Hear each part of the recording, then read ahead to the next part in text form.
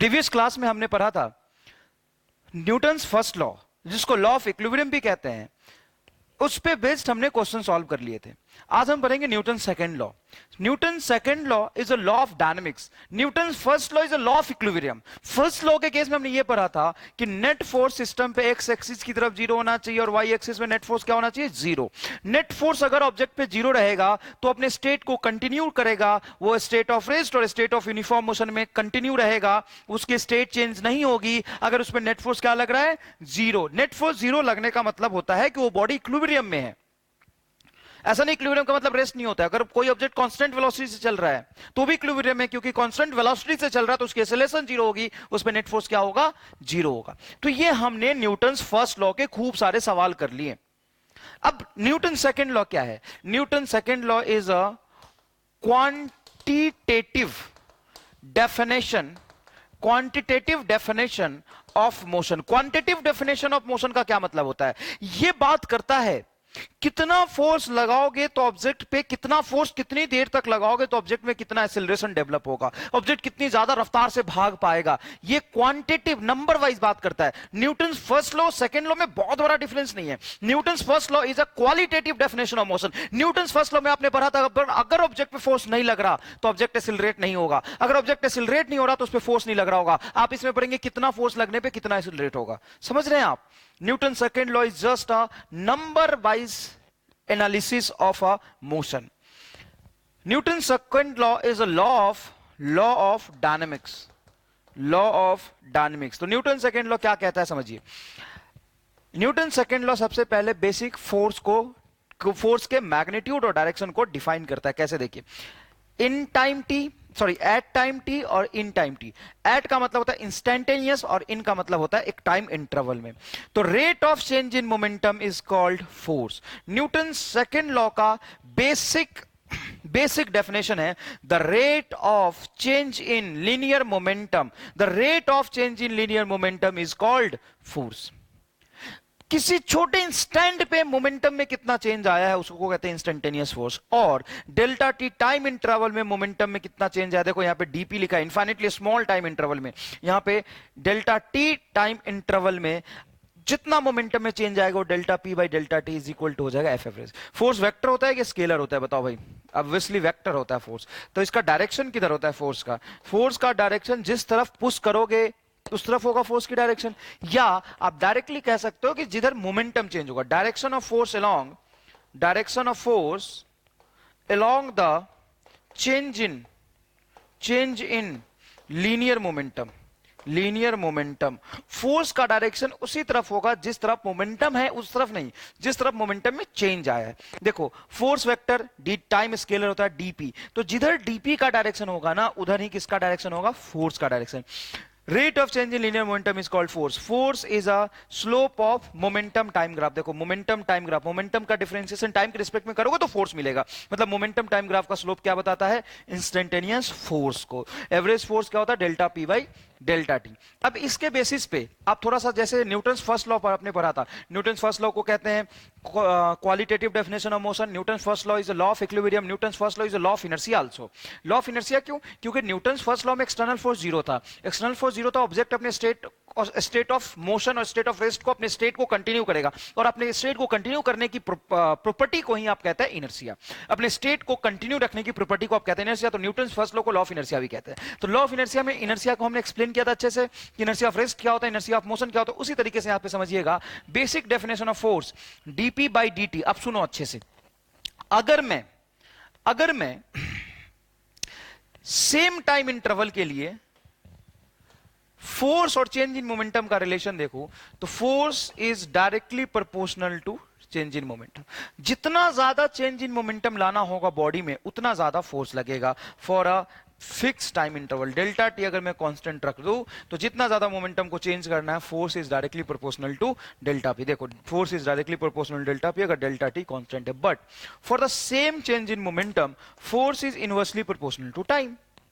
अगर same change in momentum हो रहा है तो जो फोर्स लग रहा होगा वो inversely proportional to time interval के लग रहा होगा। देखो किसी एक पर्टिकुलर चेंज इन मोमेंटम को लाने के लिए सेम फोर्स लगाना हो ये जरूरी नहीं है। मान लो डेल्टा पी मैंने किया कुछ, डेल्टा पी की वैल्यू बोल देता हूं x, change in momentum x हुआ, तो 1 घंटे में चेंज इन मोमेंटम एक्स हुआ, तो यहाँ पे 1 घंटा रखोगे, टाइम इंटरवल बहुत बड़ा हो गया, 1 आवर रखोगे, तो 1 आवर टाइम इंटरवल बहुत रखा तो फोर्स कम लगेगा। लेकिन same change in momentum x करना मुझे 1 ही सेकेंड में, तो नीचे लिखूंगा 1 सेकेंड। देखो डिनोमिनेटर बहुत छोटा है तो एवरेज फोर्स बहुत बड़ा होगा।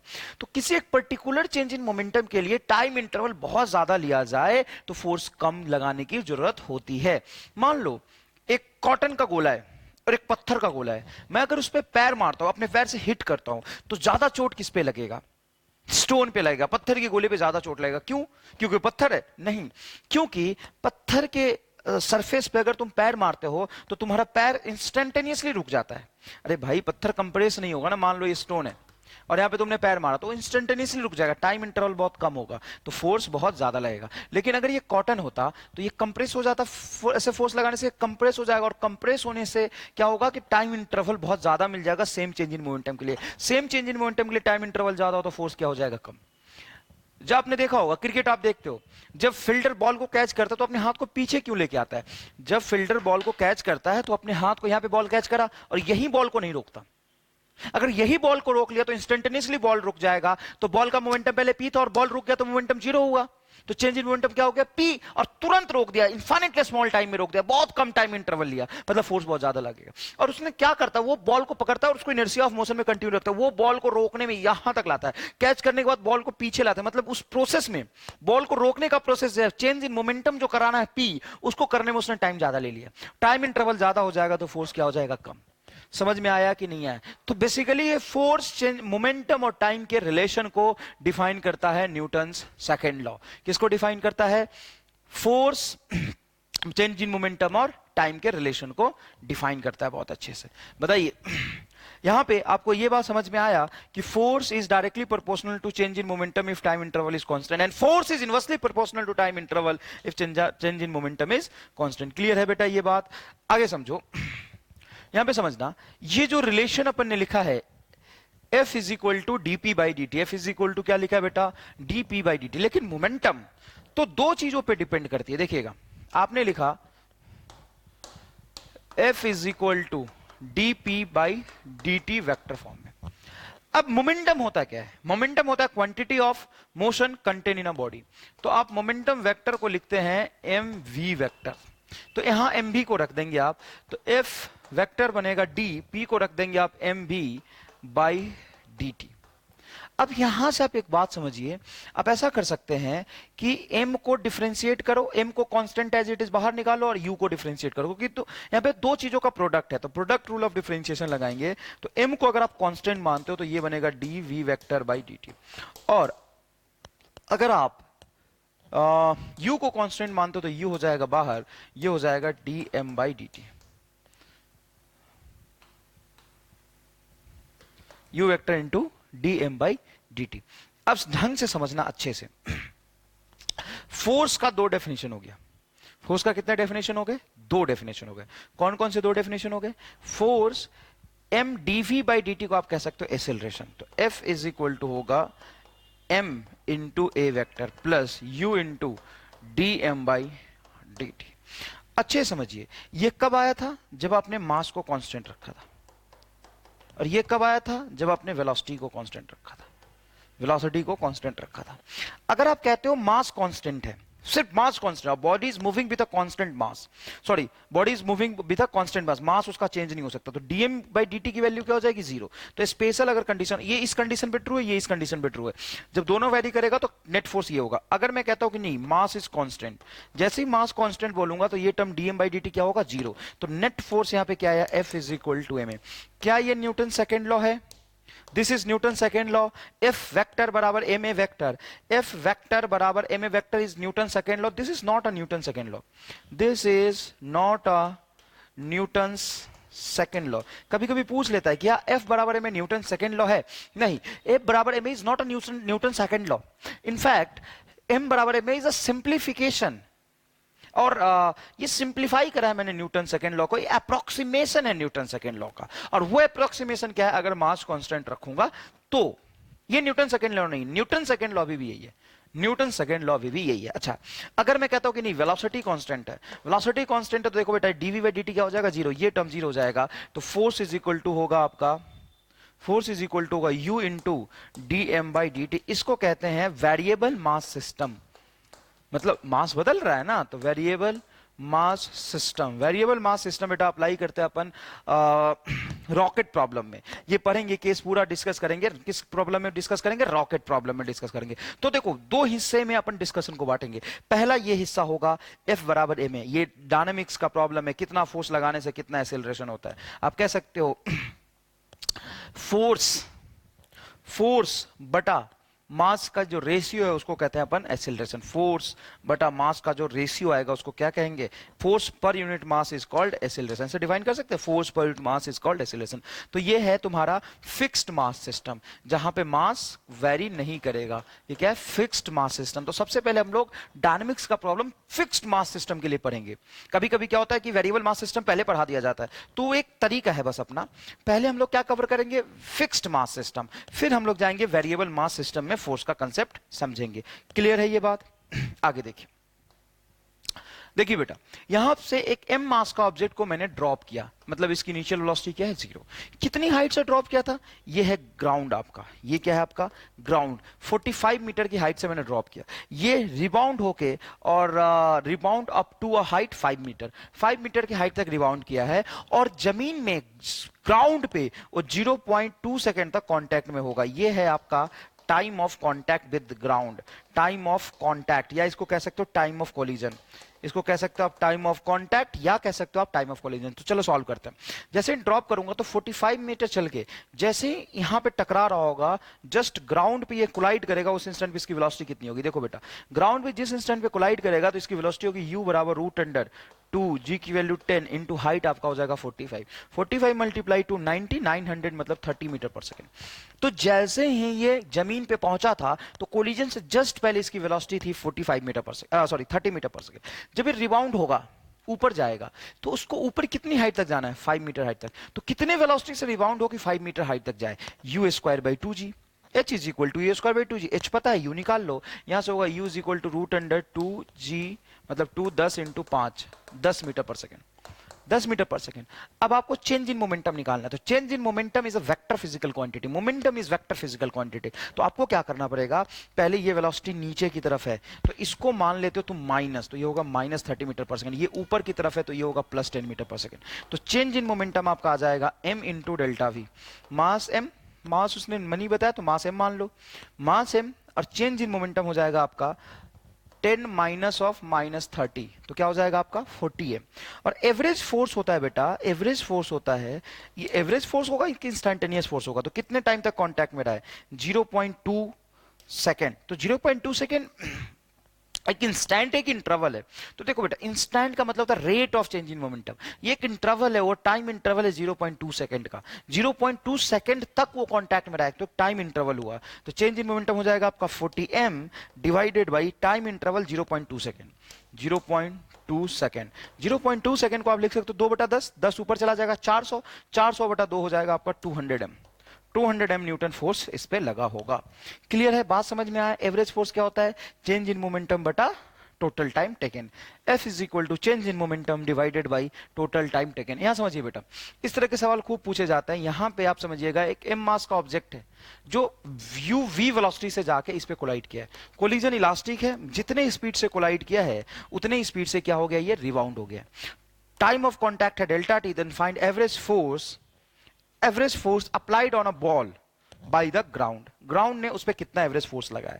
इस सवाल को सॉल्व करने के लिए थोड़ा वेक्टर का यूज करना पड़ेगा। समझिएगा, ये वेलोसिटी v है, इस पे जाके कोलाइड कर रहा है, तो इस वेलोसिटी v का दो कंपोनेंट होगा बेटा, अच्छे से समझना। ये अगर एंगल थीटा तो ये थीटा होगा, अरे भाई ये एंगल थीटा है तो ये क्या होगा, थीटा। इस v का कंपोनेंट होगा ये v cos थीटा, और इस v का कंपोनेंट होगा v sin थीटा। अब ईमानदारी से सोच के बताओ कि एग्जैक्टली कौन से वेलोसिटी के साथ बॉल ग्राउंड के साथ कोलाइड करेगा, वो वेलोसिटी v होगा, v cos थीटा होगा, या v sin थीटा होगा।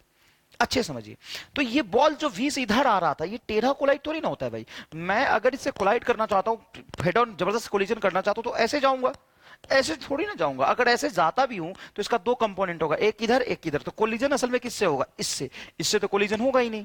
तो बेटा ये वाला वेलोसिटी असल में जितना होगा उतना ही रह जाएगा। देखो आगे की तरफ वी साइन थीटा जा रहा था, कोलिजन के बाद आगे की तरफ वी साइन थीटा से ही जाता रहेगा। और एक्जेक्टली यहां पे यू कॉस थीटा से कोलाइड किया तो रिबाउंड होके ये ऊपर जा रहा होगा यू कॉस थीटा से। तो चेंज किस में हुआ है? जिससे कोलिजन हुआ है। कोलिजन किससे हुआ है? यू से यू कॉस थीटा या you sine theta? You cos theta से हुआ है। क्या इसमें कोई चेंज नहीं आएगा? देखो इसका डायरेक्शन चेंज होगा इसके चेंज होने से, लेकिन इसमें इसके डायरेक्शन में भी कोई चेंज नहीं है, क्योंकि इससे कोलिजन हुआ ही नहीं। बताओ, कोलिजन से पहले बॉल की एक्स वेलोसिटी कितनी थी? V cos theta. अभी भी sorry V sine theta. Collision के बाद एक्स एक्सिस वेलोसिटी कितनी है? We sine theta. कोलिजन से पहले इसकी वर्टिकल वेलोसिटी कितनी थी? यू कॉस थीटा नीचे की तरफ। कोलिजन के बाद इसकी वर्टिकल वेलोसिटी कितनी है? यू कॉस थीटा ऊपर की तरफ। अब अगर आपको चेंज इन वेलोसिटी निकालना है डेल्टा वी, तो चेंज इन वेलोसिटी लिखेंगे आप final velocity minus initial velocity. अब फाइनल में ये आई कैप ये भी आई कैप सब्ट्रैक्ट करोगे तो क्या होगा? जीरो। ये माइनस जे कैप ये जे कैप सब्ट्रैक्ट करोगे तो असल में ऐड हो जाएगा, ये होगा 2u cos थीटा। तो m डेल्टा बी मतलब मैं डेल्टा पी निकालू तो ये होगा 2mu cos थीटा। फोर्स बराबर क्या होता है? फोर्स बराबर होता है delta P by delta T. 2mu cos theta divided by delta T, ये हो जाएगा आपका एवरेज फोर्स। बहुत आसान सा कंसेप्ट है, इसमें कोई भी रॉकेट साइंस नहीं है। रॉकेट प्रॉब्लम भी पढ़ेंगे हम लोग, रॉकेट साइंस में रॉकेट प्रॉब्लम भी पढ़ेंगे। वो एक वेरिएबल मास सिस्टम का होगा, उसको आगे देखेंगे हम। Gun bullet gun problem, rocket mass problem, सारी चीजें पढ़ेंगे। पहले एक कंसेप्चुअल सवाल करते हैं ग्राफिकल एनालिसिस पे। देखिए बेटा ये पोजीशन टाइम ग्राफ हमने बनाया है। पोजीशन टाइम ग्राफ ये लीनियर बना हुआ है। देखिए ये पोजीशन टाइम ग्राफ बना हुआ है। अब आपसे पूछा है कि mass of object is 4 kg, mass object का बता दिया 4 kg है, then find impulse at t equal to 2 second. Exactly t equal to 2 second पे कितना इंपल्स लगेगा ये पूछा है। बताओ बेटा इंपल्स बराबर क्या होता है? इंपल्स बराबर होता है change in momentum. Impulse is simple change in momentum. Rate of change in momentum is called force, but impulse is simple change in momentum is called impulse. और change in momentum क्या होता है? m final velocity minus initial velocity change in momentum. अब इसका देखोगे तो position time graph का slope velocity बताता है, और पोजीशन टाइम ग्राफ का स्लोप कांस्टेंट है, मतलब वेलोसिटी कांस्टेंट है, वेलोसिटी तो चेंज हो ही नहीं रहा। वेलोसिटी कांस्टेंट इधर भी वेलोसिटी कांस्टेंट है, लेकिन यहां पे वेलोसिटी स्लोप पॉजिटिव है और यहां पे स्लोप नेगेटिव है। Exactly t is equal to 2 second पे वेलोसिटी चेंज हुआ है। तो just t is equal to 2 second से पहले देखोगे तो स्लोप पॉजिटिव है, ये निकाल लो।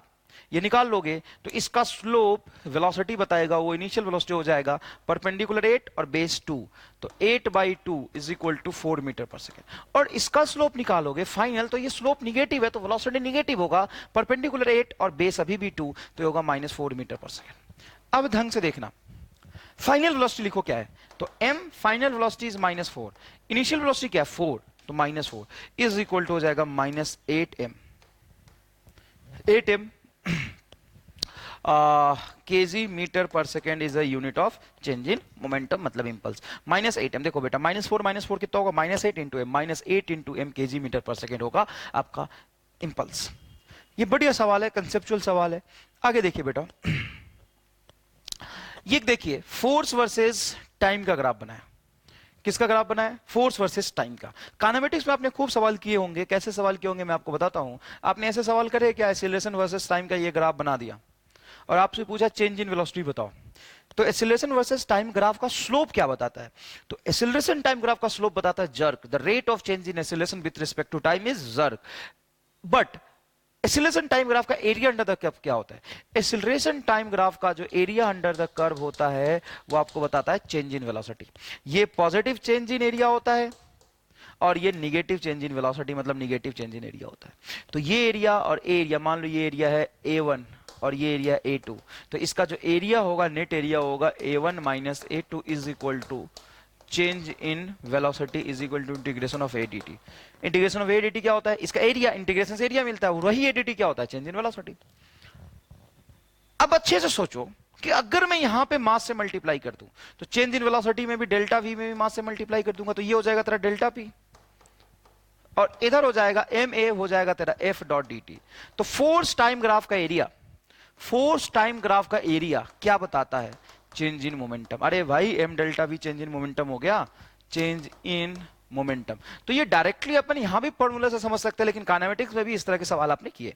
अब बताइए इस ग्राफ का एरिया क्या होगा बेटा, चेंज इन मोमेंटम होगा सर। इस ग्राफ का एरिया होगा चेंज इन मोमेंटम। एरिया कैसे निकालेंगे, तो ये सेमी सर्कुलर ग्राफ है, semicircular graph. Change in momentum को लिखेंगे M we final minus we initial is equal to area of this curve. ये सेमी सर्कुलर है तो इसका एरिया कितना होगा, पाई आर स्क्वायर बाई 2। इसका एरिया होगा बेटा पाई आर स्क्वायर बाई 2। देखो बेटा m we final minus we initial is equal to pi r square by 2। But radius किस कौन सा लेंगे इसका, तो देखो यहां पे इसके लॉन्ग अगर तुम रेडियस लेते हो टाइम को, तो ये रेडियस तुम्हारा एग्जैक्टली हो जाएगा, डायमीटर है टी नॉट के बराबर, तो रेडियस हो जाएगा तुम्हारा टी नॉट बाई 2, रेडियस हो जाएगा टी नॉट बाई 2। लेकिन यहां पे अगर सिर्फ टाइम का होल स्क्वायर रख दोगे तो डायमेंशनली मैच नहीं करेगा। इसको आपको इंटेलिजेंटली ऐसे सॉल्व करना पड़ेगा, पाई R1 R2 बाई 2। एक रेडियस के जगह टाइम रख दो और दूसरे की जगह फोर्स रख दो, टाइम इंटू फोर्स तो मोमेंटम डायमेंशनली मैच कर जाएगा। तो एक रेडियस एग्जैक्टली होगा आपका टी नॉट बाई 2 और दूसरा रेडियस हो जाएगा आपका, देखो यहां से यहां तक रेडियस होगा एफ नॉट। तो आप क्या करेंगे, देखिए बेटा पाई बाई 2, मास को भी इधर ले आओ तो एम इधर हो जाएगा। अरे भाई मास को भी ले आओगे तो ये होगा तेरा फाइनल वेलोसिटी, और इनिशियल वेलोसिटी तेरा दिया हुआ था यू नॉट, तो इसको रख दे यू नॉट, मास को नीचे रख दिया, तो पाई बाई 2 है। एक रेडियस हो जाएगा तेरा टी नॉट बाई 2, देखो रेडियस कितना हो जाएगा टी नॉट बाई 2, और दूसरा रेडियस हो जाएगा एफ नॉट, दूसरा रेडियस हो जाएगा एफ नॉट। तो ये बनेगा तेरा final velocity is equal to pi t naught f naught by 2 multiply 2 क्या होगा 4m प्लस यू नॉट। ये हो जाएगा तुम्हारा फाइनल वेलोसिटी। जबरदस्त ग्राफिकल सवाल है, कोई खास बात नहीं है इसमें, ऐसे सवाल पूछे जाते हैं। बताओ फोर्स टाइम ग्राफ का अगर स्लोप पूछता तो क्या बताता, फोर्स टाइम ग्राफ का स्लोप df बाई dt हो जाएगा। फोर्स टाइम ग्राफ का स्लोप क्या होगा, df by dt। But df by dt को फिजिक्स में कोई नाम हमने नहीं दिया है। यहां पे अगर y एक्सिस पे मैं p रख दूं और यहां पे t रख दूं और पूछो इस ग्राफ का स्लोप क्या होगा, तो rate of change in momentum क्या हो जाता है, फोर्स। तो इस ग्राफ का स्लोप अगर p वर्सेस टाइम ग्राफ का स्लोप देखा जाए तो वो फोर्स को डिफाइन करेगा। p versus momentum versus time graph का स्लोप किसको डिफाइन करेगा, फोर्स को डिफाइन करेगा। नेक्स्ट देखिए, अब अपन आ जाते हैं न्यूटन सेकेंड लॉ के डायनामिक्स प्रॉब्लम पे, जिसको कांस्टेंट मोशन के नाम से भी आप जानते हैं, ठीक है ना। इसके बाद हम लोग पढ़ेंगे variable mass system. Variable mass system में हम लोग कवर करेंगे rocket problem, gun bullet gun problem, ये सारी बातें पढ़ेंगे। अभी अपन क्वेश्चन ऑन डायनामिक्स डिस्कस करते हैं। Questions on Newton second law. देखो बेटा एक 5 kg का ऑब्जेक्ट है जो स्मूथ सरफेस पे रख दिया, कोएफिशिएंट ऑफ फ्रिक्शन इसका क्या है 0। स्मूथ सरफेस पे रखा एग्जैक्टली हमने, परफेक्ट स्मूथ सरफेस पे रख दिया। इस तरफ फोर्स लग रहा है इस पे 80 न्यूटन और इस तरफ फोर्स लग रहा है इस पे 40 न्यूटन, एक ही ऑब्जेक्ट है। तो इसका एक्सीलरेशन क्या होगा, तो किसी भी बॉडी का या एक पूरा सिस्टम मान लोगे तो उस सिस्टम का जो एक्सीलरेशन होता है वो एक्सीलरेशन होता है F, net force, net pulling force, या कह सकते हो उस पर नेट एक्सटर्नल फोर्स जितना लग रहा है बटा उस सिस्टम का नेट मास। यहां से डायरेक्ट एक्सीलरेशन आप निकाल सकते हैं। बहुत एक बेसिक सवाल लिया है मैंने, तो बताओ आगे की तरफ फोर्स लग रहा है 80 न्यूटन और पीछे की तरफ फोर्स लग रहा है 40 न्यूटन, तो नेट फोर्स इस पे कितना बचेगा 40 न्यूटन। अच्छा सर ऊपर तो आपने देखा ही नहीं बेटा, ऊपर इस पे एक नॉर्मल लग रहा होगा और नीचे mg लग रहा होगा। mg कितना है 50, तो नॉर्मल हो जाएगा 50, क्योंकि हवा में तो उड़ेगा नहीं। बॉल रख ऑब्जेक्ट को रख दोगे इधर खींचोगे तो हवा में थोड़ी ना जाएगा। तो y एक्सिस में असल में नेट फोर्स क्या हो गया, इसका है 0, इसलिए y एक्सिस में बात नहीं करेंगे। हाँ अगर कोई ऑब्जेक्ट को इसको पकड़ के नीचे कंप्रेस करता तो नीचे जितना जोर से कंप्रेस करोगे, देखो ये ग्राउंड है, ये कंप्रेस तो होगा नहीं, तो नीचे हो जाएगा फोर्स mg प्लस तुम्हारा लगाएगा फोर्स f। ये हमने इक्विलिब्रियम में करे हैं, और नॉर्मल ऊपर लग रहा होगा, उस नॉर्मल की वैल्यू बढ़ जाएगी और वो नॉर्मल आपके फोर्स f को और mg को दोनों को बैलेंस करेगा। सिंपल रखा हुआ है तो कुछ नहीं करना, y में हवा में नहीं उड़ेगा। x एक्सिस में अनबैलेंस फोर्स कितना है, हाँ नेट अनबैलेंस फोर्स या नेट एक्सटर्नल फोर्स, तो 80 आगे 40 पीछे, तो नेट फोर्स हो जाएगा आपका 40 डिवाइडेड बाय नेट मास हो जाएगा आपका 5, ये हो जाएगा बेटा 8 मीटर पर सेकेंड स्क्वायर। बहुत ही बेसिक सवाल, टाइम पास के लिए किया हमने। अब इसका एप्लीकेशन आगे देखेंगे आप।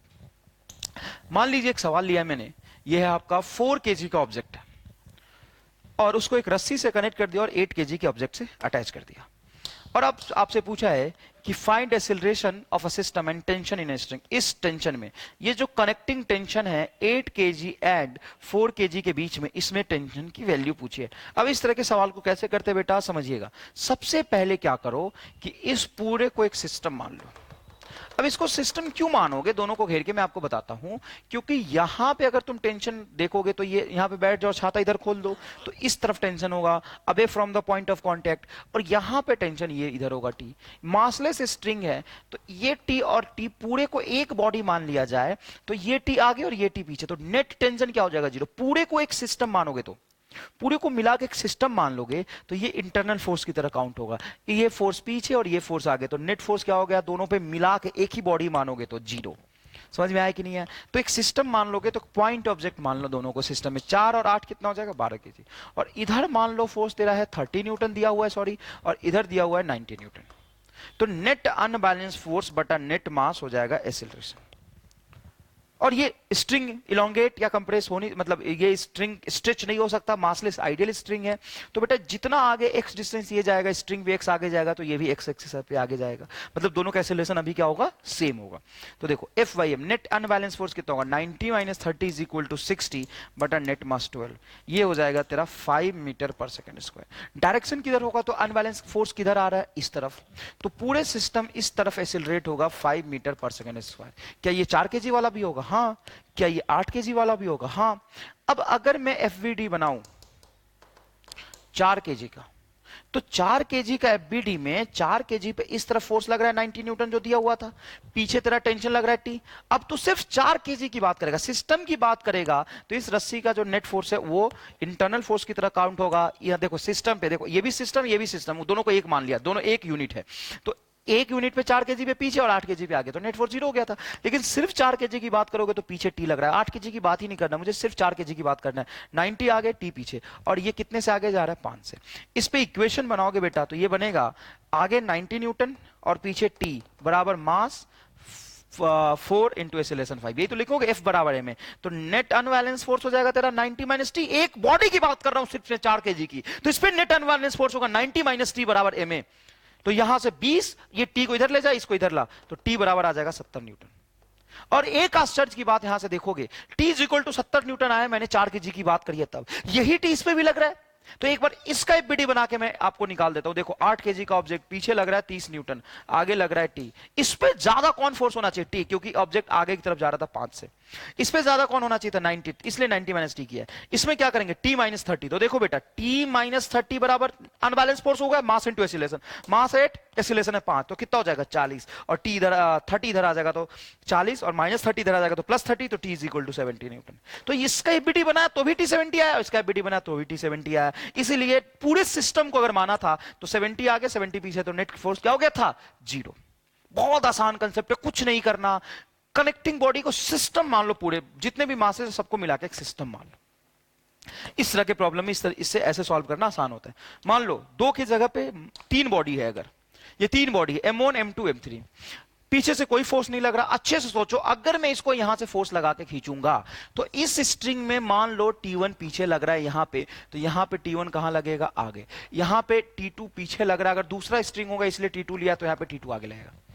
अगर मैं तीनों को एक पॉइंट बना लूं, एक पॉइंट मान लूं तीनों को, M1 M2 M3 सिस्टम मान लिया, तो ये इंटरनल फोर्स कैंसिल, ये कैंसिल, ये बस इनको जोड़ने का काम कर रहा है। अगर मैं दोनों को एक ही यूनिट मान लूं तो इस पे पीछे और इस पे आगे, तो नेट फोर्स हो जाएगा जीरो। तो नेट अनबैलेंस फोर्स तीनों को मिला के जो लग रहा होगा वो लग रहा है ये F। तो नेट अनबैलेंस फोर्स हो जाएगा तेरा F, और नेट मास हो जाएगा तेरा M1 plus M2 plus M3।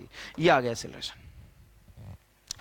अब अगर तुम्हें जो भी निकालना है, मान लो यहां पे T2 निकालना है, तो T2 के लिए किसका एफबीडी बनाएंगे, M3 का? नहीं, M3 पे T2 लग ही नहीं रहा है, M3 पे आगे F, पीछे T1।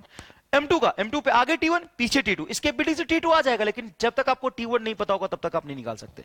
तो आप एफबीडी बनाएंगे M1 का। किसका एफबीडी बनाएंगे भाई, M1 का। चलिए M1 का एफबीडी बनाइए। तो M1 का एफबीडी बनाएंगे तो ढंग से देखिएगा, इस पे ये T2 फोर्स इस पे आगे लग रहा है, पीछे कोई फोर्स नहीं लग रहा है, और आगे की तरफ ये एक्सीलरेशन A से जा रहा है, ये एक्सीलरेशन।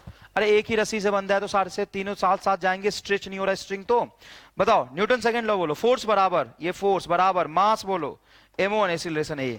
तो T2 बराबर क्या होगा बोलो, A की वैल्यू रखो, A की वैल्यू यहां रख दिया तूने, तो ये होगा M1 F बटा M1 plus M2 plus M3।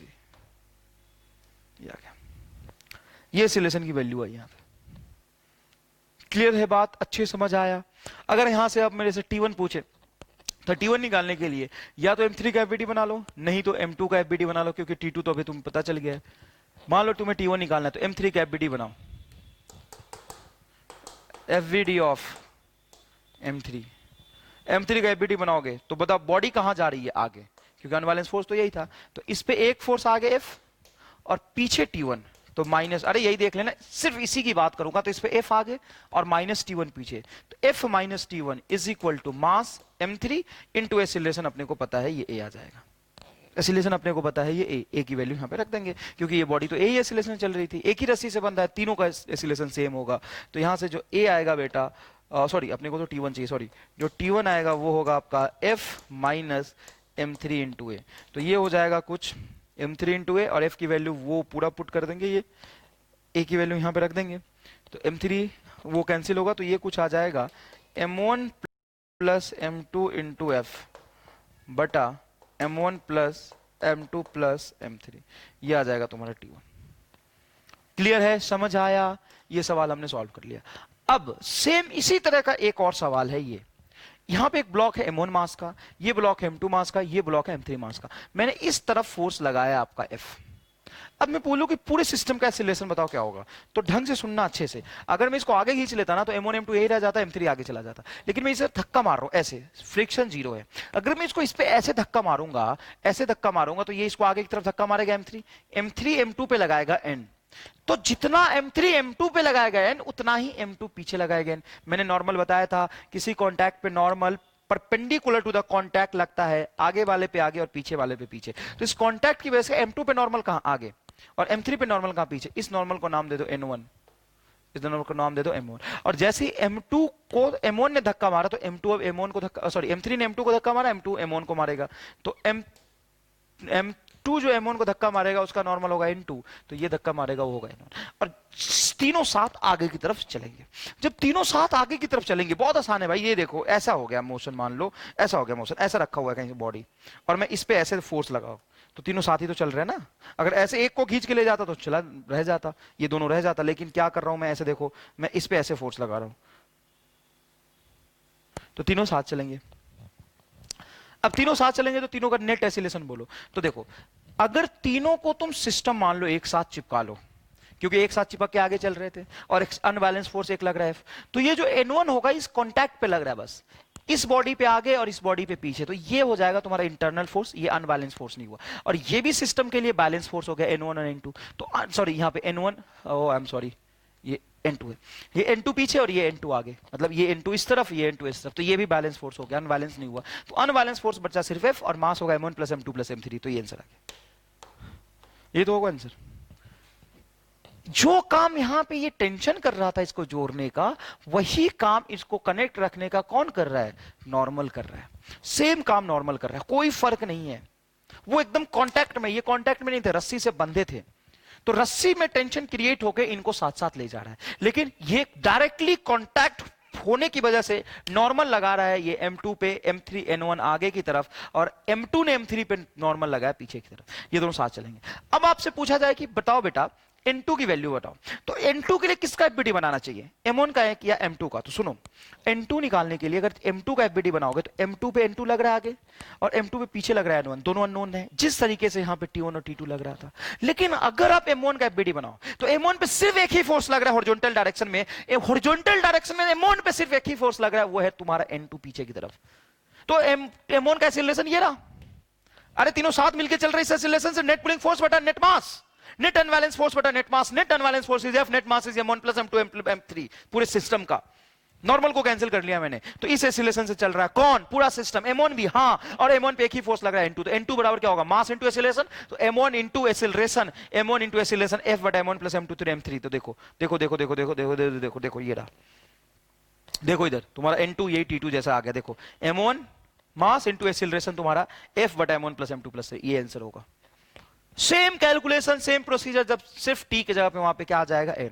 समझ में आ गया, कंपेयर करके सॉल्व कर लोगे, कोई खास बात नहीं है। आगे देखो भाई, ये एक बेसिक सवाल होता है और ये बहुत आगे काम आता रहता है, तो इसको अपन सॉल्व कर लेते हैं अच्छे से। इसको दूसरे मेथड से भी आगे चलेंगे हम लोग, स्यूडो फोर्स से सॉल्व करेंगे, लेकिन अभी जनरल मेथड से ग्राउंड पे बैठ के सॉल्व कर रहे हैं। और ग्राउंड आपका इनर्शियल फ्रेम ऑफ रेफरेंस होता है, नॉन इनर्शियल के बारे में बाद में बात करेंगे।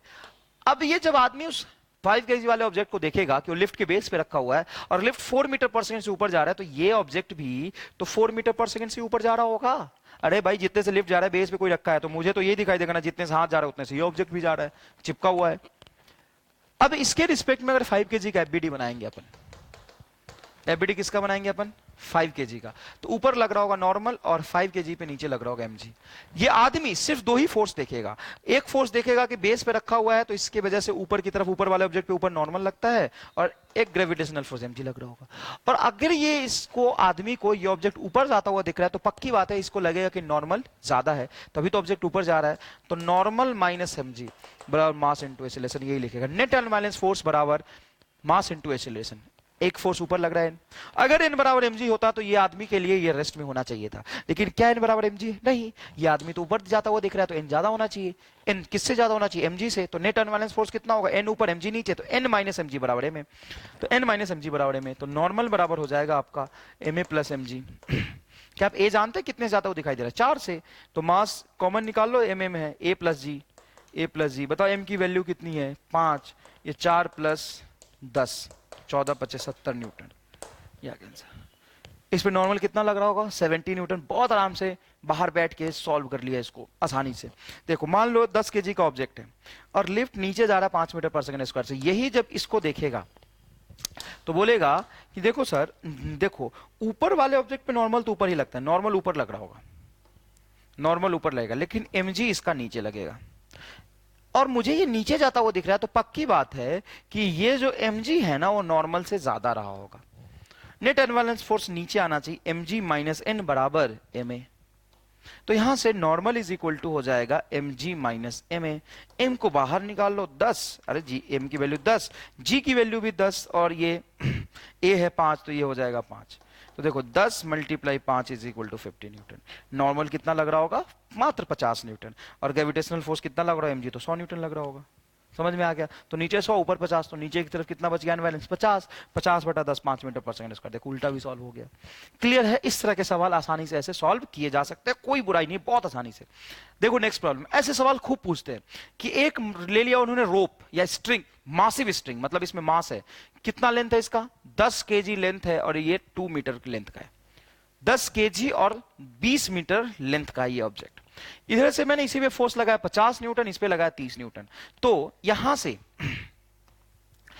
से 5 मीटर अपार्ट, मतलब इसके आधे लेंथ पे 5 मीटर पे, यहां पे कितना टेंशन रहा होगा इस रस्सी में, इस ऑब्जेक्ट में? कुछ भी मान लो यहां से मैं इसको पकड़ के खींच रहा हूं अपने हाथ को, तो यहां से खींचूंगा तो बीच में भी तो टेंशन क्रिएट हो ही रहा है ना, बीच में कुछ स्ट्रेन नहीं आएगा क्या? तो यहां पे टेंशन की वैल्यू कितनी होगी ये पूछा है। देखो ये टेंशन पूछा है, कैसे सॉल्व करोगे? तो पूरे बॉडी को अच्छा, और ये स्मूथ सरफेस पे चल रहा है, मतलब कोएफिशिएंट ऑफ फ्रिक्शन 0 है, तो पूरे का एक बार एफपीडी बनाओ। तो इस तरफ फोर्स लग रहा है 50 और पीछे फोर्स लग रहा है 30, तो अनबैलेंस फोर्स कितना हो जाएगा? 20।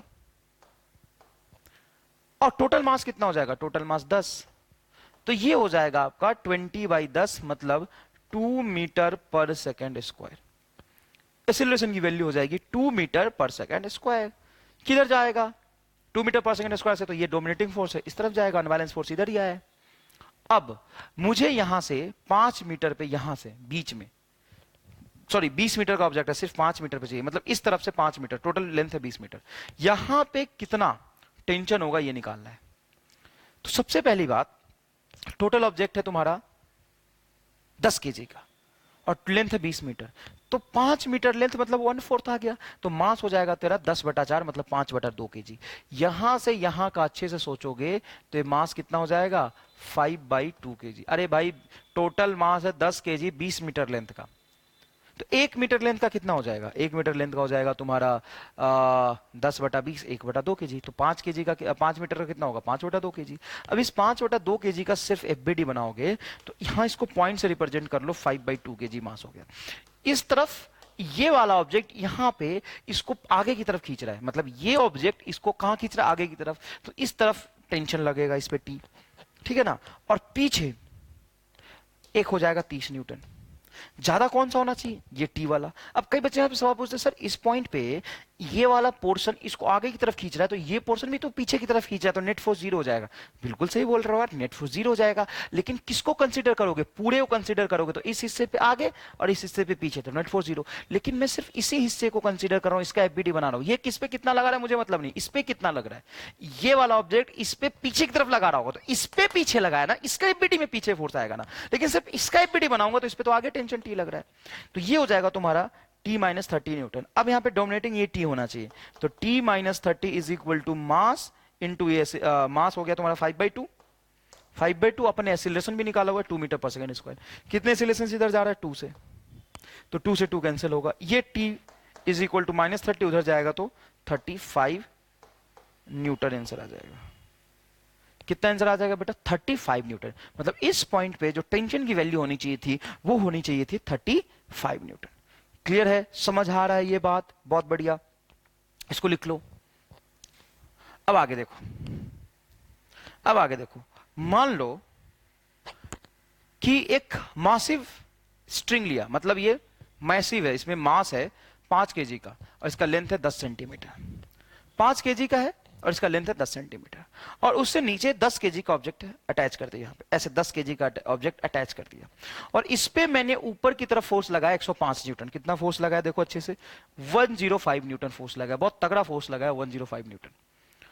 अब आपसे पूछा है बहुत सारे सवाल पूछ सकते हैं कि बताओ इस पॉइंट पे टेंशन कितना होगा, या ये पूछा है यहां से 6 सेंटीमीटर नीचे इस पॉइंट पे टेंशन कितना होगा। ठीक है ना?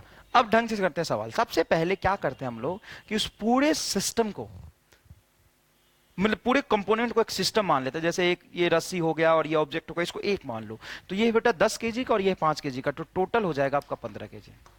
क्योंकि मान लो यहां पे ब्लॉक के ऊपर टेंशन लग रहा होगा टी, तो ये रस्सी पे भी तो ये ब्लॉक नीचे टेंशन लगा रहा होगा टी, तो नेट फोर्स क्या हो जाएगा? जीरो। तो इसको एक मान लो 15 केजी का ऑब्जेक्ट। और अच्छे से सोचो कि ऊपर मैंने 150 न्यूटन लगाया, सॉरी वो 105 न्यूटन लगा है, नीचे कोई फोर्स है कि? हाँ, ग्रेविटेशनल। सो आपने पिछले वाले में ग्रेविटेशन कंसीडर नहीं करा था, तो पीछे वाले क्वेश्चन में मैंने ग्रेविटेशन कंसीडर नहीं किया था। उसका रीजन ये था कि ये मैंने ऑब्जेक्ट ले लिया था कुछ होगा 10 केजी और 20 मीटर का जो भी था, तो इस पे नीचे ग्रेविटेशनल फोर्स लग रहा था, ऊपर नॉर्मल लग रहा था, इस तरफ इसका मोशन होना था, तो ग्रेविटेशनल फोर्स का इफेक्ट इसका हॉरिजॉन्टल डायरेक्शन में नहीं आएगा। लेकिन ये जो ऑब्जेक्ट है वर्टिकल है, वर्टिकल मोशन कर रहा है, इस पर नेट हॉरिजॉन्टल फोर्स पूछो तो कोई है ही नहीं, नेट हॉरिजॉन्टल फोर्स जीरो होगा और कोई फोर्स हॉरिजॉन्टल डायरेक्शन में लग ही नहीं रहा। तो ऊपर फोर्स लग रहा होगा 105 न्यूटन और नीचे फोर्स लग रहा होगा 150 न्यूटन mg। तो ये ऑब्जेक्ट जाएगा किधर? नीचे। भले ही तुम 105 न्यूटन का फोर्स ऊपर लगा रहे हो, लेकिन ऑब्जेक्ट नीचे जाएगा, क्योंकि इसका देखो ऑब्जेक्ट ऊपर तब जाता है ना जब इस पे फोर्स तुम mg से बड़ा लगाओ। अगर mg से बड़ा लगाओगे तब ऊपर जाएगा, mg के बराबर लगाओगे तो रेस्ट में रहेगा, और mg से कम लगाओगे तो तुम्हारा फोर्स कम है और mg ना ज्यादा से खींच रहा है, तो ऑब्वियसली नीचे जाएगा। तो ये सिस्टम भी 150 न्यूटन नीचे लग रहा है, नीचे जाएगा। 150 Newton minus 105 Newton unbalance force हो जाएगा, मास 15 टू एक्सीलरेशन ए, ये होगा 45/15 इज इक्वल टू ए, मतलब ए आ जाएगा आपका 3 मीटर पर सेकंड स्क्वायर। मतलब ये पूरा सिस्टम नीचे की तरफ जा रहा है, ए इज इक्वल टू 3 मीटर पर सेकंड स्क्वायर, और ये कनेक्टेड है। ऐसा नहीं कि एलोंगेट हो जाएगा, ये इसका एक्सीलरेशन कुछ है, इसका एक्सीलरेशन कुछ है, दोनों सेम एक्सीलरेशन से 3 मीटर पर सेकंड स्क्वायर से नीचे जा रहा है। अब क्या चाहिए आपको? आपको यहां पे टेंशन चाहिए, तो ऑब्वियसली इस वाले को इस सिस्टम से काट के अलग करो, और इसके सिस्टम से काट के अलग करोगे तो अच्छे से सोच के बताओ कि इसका मास कितना होगा। तो टोटल 10 सेंटीमीटर का मास है 5 केजी, तो 1 सेंटीमीटर का मास कितना होगा? तो 1 सेंटीमीटर का मास होगा बेटा 1/2 केजी, हाफ केजी। अरे भाई देखो ऐसे 10 सेंटीमीटर का मास है 5 केजी, तो 1 सेंटीमीटर का मास होगा 5 केजी बटा 10, मतलब 1/2 केजी। 1 सेंटीमीटर का मास 1/2 केजी, तो 6 सेंटीमीटर का कितना होगा? 3 केजी। अरे 1 सेंटीमीटर का 1/2 केजी, तो 6 सेंटीमीटर का कितना होगा? 3 केजी। तो इसका टोटल मास हो जाएगा तुम्हारा 3 केजी। किसका टोटल मास? यहां से यहां तक के हिस्से का। अब इस पूरे हिस्से को एक सिस्टम मान लोगे तो इस पे ऊपर की तरफ फोर्स लग रहा है ना, ऊपर की तरफ कितना फोर्स लग रहा है बताओ? 105 न्यूटन, इसी पे तो लग रहा था 105 न्यूटन, और नीचे वाला ऑब्जेक्ट इस पे नीचे की तरफ टेंशन लगाएगा कुछ टी डैश, इसको मान लो कुछ टी डैश। ठीक है भाई? अरे भाई इसको तुमने सिस्टम मान लिया, तो ये किस पे फोर्स कितना लगा रहा है उससे मतलब नहीं, इस पे किसने लगाया? तो नीचे वाले ने इस पे नीचे की तरफ खींचा इस पे, तो ये टी डैश, और जा कहां रहा है? ऑब्वियसली नीचे। तो आप लिखेंगे टी डैश माइनस 105 बराबर मास 3 इंटू एक्सेलरेशन, आपको पता हो गया 3, तो 9 हो जाएगा।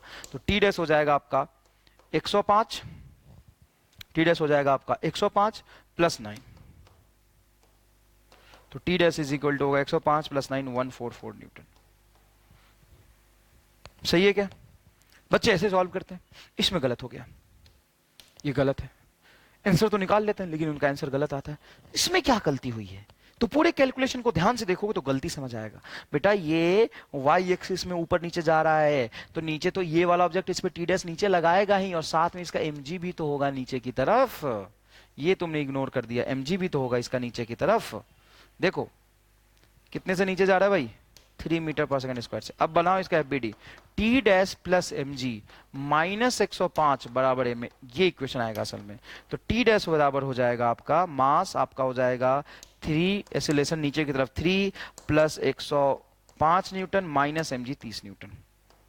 तो टी डैश बराबर होगा आपका 105 और 9, तो ये होगा 114 माइनस 30, तो ये होगा 84 न्यूटन आंसर। ये टेंशन की सही वैल्यू है 84 न्यूटन। यहां पे जो टेंशन लग रहा होगा उसकी वैल्यू होगी 84 न्यूटन। क्लियर है ये बात? अच्छे से समझिए, कोई खास बात नहीं इसमें। अच्छा, अगर आपको लग रहा होगा सर ठीक है लेकिन मुझे बहुत ज्यादा समझ नहीं आया, तो देखो स्टेप बाय इसको डिवाइड करके समझ लो। उसके बाद सर नीचे वाले का एफबीडी बना के भी निकाल सकते थे क्या? हाँ भाई, एक सेकंड में देख कैसे, इसको लिख ले पहले। नीचे वाले का एफबीडी से मैं निकाल के दिखाता हूं। नीचे वाले का एफबीडी से कैसे निकाल के दिखाऊंगा वो देखना। बता, ये 3 kg ऊपर आ गया तो नीचे 2 kg बचा, तो 2 और 10 कितना हो गया? 12 kg। और जितना इस हिस्से पे इसने नीचे लगाया था, तो इस हिस्से को उतना ही फोर्स ये टी डैश ऊपर खींचेगा, तो ये हो गया तेरा टी डैश।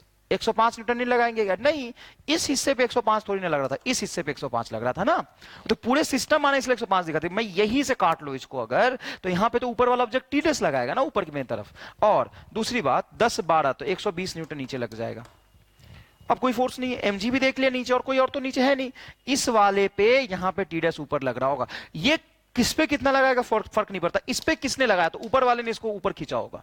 तो टी डैश तो 120 माइनस टी डैश बराबर मास 12 एक्सीलरेशन 3, तो ये हो जाएगा तेरा 36, और ये होगा तेरा 120 माइनस टी डैश। तो टी डैश बराबर होगा 120 माइनस 36।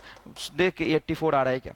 पहले 30 घटा ले, 120 में से 30 घटाएगा तो 90, 90 में से 6 और घटाएगा तो 84 न्यूटन आंसर आ गया। अगर कंसेप्चुअली सही करोगे तो आंसर किसी भी तरीके से करो सही ही आएगा। आंसर सॉल्व किसी भी तरीके से करोगे सही आएगा। ये देखो एससीवी का बहुत इंपॉर्टेंट सवाल है, हर किताब में ये सवाल होता है। 3 आदमी है, ये एक है ए, ये बी और ये सी, तीनों फटाफट इस रस्सी पे चल रहा है। तो रस्सी पे टोटल टेंशन, नेट टेंशन कितना होगा? तो सबसे पहले ए के बारे में बात करो तो उसको एक पॉइंट से रिप्रेजेंट करो। क्लियर है? यहां पे तुम बनाओ, यहां पे तुम बैठ जाओ पहले और तीनों को देखो नीचे बैठ के, तो तुम देखोगे कि ये ऊपर जा रहा है सर, जिसमें ऊपर कोई फोर्स लगना चाहिए। हाँ, ये जहां पे पकड़ा है तो रस्सी में टेंशन T1 होगा ना, कुछ इसको ऊपर लेके जा रहा है, या TA मान लो, तो यहां पे टेंशन हो जाएगा TA। ऊपर में A मैन पे ऊपर में टेंशन लग रहा है TA, और A मैन पे नीचे लग रहा है ग्रेविटेशनल फोर्स। ग्रेविटेशनल फोर्स तो नीचे लगेगा mg, और जाता हुआ कहां दिखाई दे रहा है? ऊपर A से। तो क्या बोलोगे? TA ज्यादा होगा सर किससे? mg से, और बराबर ma के बराबर होगा। तो यहां से TA निकाल लो। TA निकालोगे, बताओ ये 30 kg है बेटा, ये उधर जाएगा तो प्लस हो जाएगा 30 इंटू 12, तो 12 भारतीय 36 360 न्यूटन आ गया। और अगर आप बी के लिए बनाओगे बेटा, तो बी पे भी रस्सी यहां से पकड़ा हुआ है, ऊपर जा रहा है, तो बी पे भी टेंशन होना चाहिए टीबी ऊपर। अच्छा, टेंशन हमेशा कांटेक्ट पॉइंट से अबे होता है, तो ये हो गया तेरा टीबी, नीचे की तरफ हो जाएगा mg, और ये कांस्टेंट वेलोसिटी से ऊपर जा रहा है, इसका एक्सीलरेशन 0 है, मतलब इस पे लगने वाला नेट फोर्स 0 होना चाहिए। तो जितना ऊपर लग रहा है टीवी उतना ही नीचे लगेगा mg। बहुत आसान था यार ये तो। m की वैल्यू 500 न्यूटन हो जाएगा, सॉरी m की वैल्यू 50 और g 10, 500 न्यूटन हो जाएगा। यहां पे इसको रस्सी को पकड़ा है, नीचे तो देख रस्सी ऐसे लूज होगा, ऊपर की तरफ इसमें टेंशन होगा टीसी। और देखो बेटा माइनस mg नीचे लग रहा है, तो असल में जा कहां रहा है? अगर आप तुम सी को देखोगे, जा कहां रहा है? नीचे, और नीचे ही इस पे फोर्स लग रहा है mg, तो mg बड़ा होगा, तो बोलोगे mg नीचे और tc ऊपर, तो ये होगा mg माइनस tc बराबर m इंटू ए। तो देखो बेटा tc बराबर क्या होगा? mg माइनस m है। m की वैल्यू बोलो कितनी है? 40, और g हो गया 10, और ये हो गया तुम्हारा 2, तो यहां से 10 2 8, तो 8 चौक 32, 320 न्यूटन। टोटल टेंशन इस पे कितना लगेगा? तो यहां लग रहा है tc 320, और ये लग रहा है तुम्हारा tb 500, और ये लग रहा है तुम्हारा TA 360। अब ये 360, 500 और 320 ऐड कर दो, आंसर आ जाएगा। समझ आया, बहुत आसानी से बहुत रफ्तार में कर लिया, क्योंकि तुम्हें F बराबर m में समझ आ गया। कोई खास बात नहीं। तुम कहां से देख रहे हो? जमीन से। तुमने देखा कि आदमी ऊपर जा रहा है तो ऊपर वाला टेंशन TA ज्यादा होगा mg से, तो T माइनस mg बराबर m। तुमने देखा कि इस ये कांस्टेंट वेलोसिटी चल रहा है तो इसका एक्सीलरेशन 0 होगा, तो ऊपर वाला T भी mg के बराबर होगा। तुमने देखा ये नीचे आ रहा है 2 मीटर पर सेकंड स्क्वायर से, तो mg ज्यादा होगा, T ऊपर कम होगा, तो तूने बोला mg minus mg minus T बराबर m, तो T बराबर आ गया mg माइनस m। बहुत आसान सवाल है, कोई खास बात नहीं है, बहुत आसानी से कैलकुलेशन करते हैं इन सब का। देखो आगे सवाल, breaking strength of the string is n times weight of a person, n times the weight of a person. एक रस्सी का ब्रेकिंग स्ट्रेंथ मतलब रस्सी टूट जाएगा, रस्सी जिस फोर्स पे टूट जाता है उसको कहते हैं अपन, breaking strength is nothing but a force. जिस फोर्स पे रस्सी टूट जाता है उसको कहते हैं ब्रेकिंग स्ट्रेंथ। तो देखो, breaking strength of the string is n times of a weight of a person. मान लो एक पर्सन का वेट है W, जिसको आप mg कहते हैं, तो जिस टेंशन पे स्ट्रिंग टूटेगा वो होगा nmg। Then find acceleration of that person by which it move up to the string. मान लो ये रस्सी है और ये रहा तुम्हारा पर्सन, इसको पकड़ा हुआ है, तो जहां से पकड़ता है उसके नीचे तो रस्सी, देखो रस्सी हमेशा, रस्सी में जो टेंशन होता है ना हमेशा स्ट्रेच वाले हिस्से में होता है, तो ये स्ट्रेच तो है ही नहीं, ये देखो ये स्ट्रेस तो है ही नहीं, इसके नीचे तो लूज है, स्ट्रेस तो ऊपर है, तो इस पे यहां पे एक टेंशन फोर्स ऊपर लग रहा होगा T, तो T और नीचे लग रहा होगा mg बराबर m। ये इक्वेशन होना चाहिए अगर A एक्सीलरेशन ऊपर जा रहा है, ये T ऊपर mg नीचे, तो अनबैलेंस फोर्स क्या लिखोगे? mg माइनस T की T माइनस mg, तो जिधर एक्सीलरेट हो रहा है उधर ऊपर जाना है तो ऊपर वाला फोर्स ज्यादा होना चाहिए, तो T माइनस mg बराबर m। बहुत आसान है। अब जो T की वैल्यू है ना, जो T की वैल्यू है मतलब मैक्सिमम एक्सीलरेशन से जाना चाहता है वो, फाइंड मैक्सिमम एक्सीलरेशन, कि मैक्सिमम कितने एक्सीलरेशन जा सकता है, तो मैक्सिमम एक्सीलरेशन के लिए टेंशन मैक्सिमम रखेगा, और मैक्सिमम टेंशन उतना ही रख सकता है जितने पे वो ना टूटे। एग्जैक्टली ये इसका ब्रेकिंग स्ट्रेंथ इतने पे नहीं टूटेगा, तो इसको लिख दो nmg माइनस mg बराबर ma। यहां से m कैंसिल हो जाएगा, तो a बराबर आएगा आपका, g बाहर निकाल लो, ईटा माइनस 1। ये है तुम्हारा आंसर। इस मैक्सिमम एक्सीलरेशन से ऊपर जा सकते हो तुम, इससे कम एक्सीलरेशन से जाओगे तो भी ठीक है, कोई बुरा नहीं, इससे कम एक्सीलरेशन से जाओगे तो mg तो उतना ही लग रहा होगा, T की वैल्यू थोड़ी कम होगी तो अनबैलेंस फोर्स कम होगा तो एक्सीलरेशन कम होगा। अगर इससे ज्यादा एक्सीलरेशन से ज्यादा जाना चाहोगे तो टेंशन और ज्यादा चाहिए होगा, टेंशन जैसे इससे ज्यादा रखोगे तो रस्सी टूट जाएगा, जा ही नहीं पाओगे। क्लियर है? तो ऐसे आंसर क्या हो जाएगा? g into n minus 1, that's it. कोई खास बात नहीं है। तुम देख पा रहे होगे कि सवाल को कैसे सॉल्व कर रहे हैं अपन, बहुत बेसिक कंसेप्ट है। Net force, net unbalance force बराबर mass into acceleration, net unbalance force is equal to mass into acceleration. Clear बात है?